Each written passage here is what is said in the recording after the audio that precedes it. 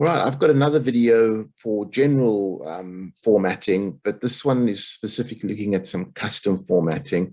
Um, Let me show you what I mean by custom formatting. There are two ways of actually addressing this. There are some formatting that a lot of people don't actually use because it's in a little kind of hidden place where it says custom and people are a bit hesitant to click on it, but you can even adjust some of those.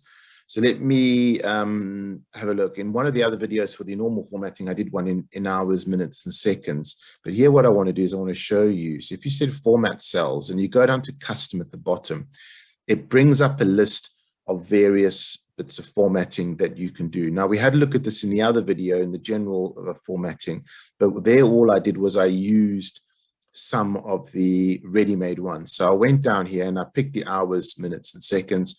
This is hours, minutes, and seconds in the sense that it looks at how many hours. Instead of looking at, for example, 10 a.m. as 10, it will see 10 hours as you've been out for 10 hours. So it's more a case of what you would, the time you would have on a stopwatch rather than what you'd have on your, as a time on your watch. So if we click on hours, minutes, and seconds like we did before, it formats in hours, minutes, and seconds, but we can come and adjust this. So we can come here and we can take out seconds. So it's just hours and minutes and then click OK. So now when we come here and click on 1 hour, it only puts in 1 hour, not what doesn't put in the seconds, or we can put in here 12 hours, for example. So that is a way that we can use custom formatting, but we can customize it a little bit further. Another useful thing, which I did, there's another video about formatting phone numbers.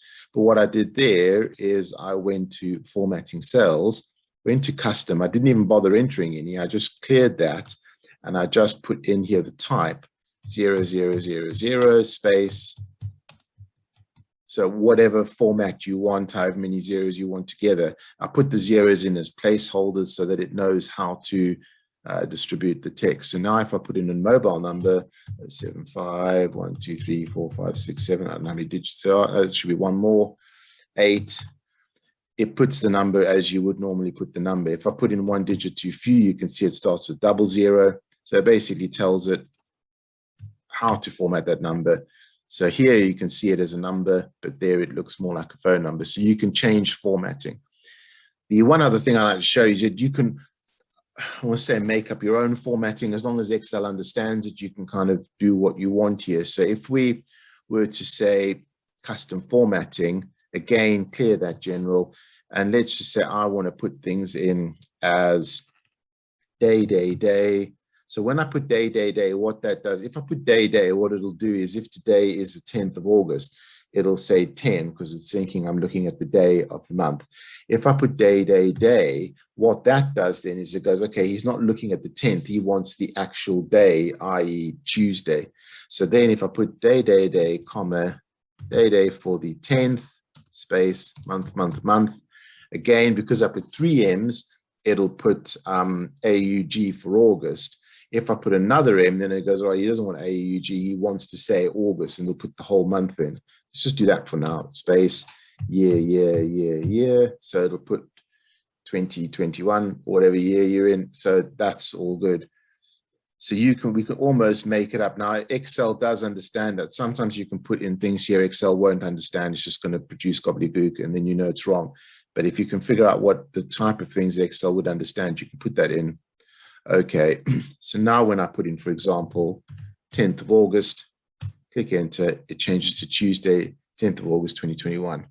So you can play around with the custom formatting. What I would suggest doing is start with these basic ones, then move on to the custom, have a look and see the kind of things that they've done. And that'll give you an idea of what you can do. And as you can see here, as you add some more, they add onto the bottom. That's only for the spreadsheet. If I open a new spreadsheet, they won't be there.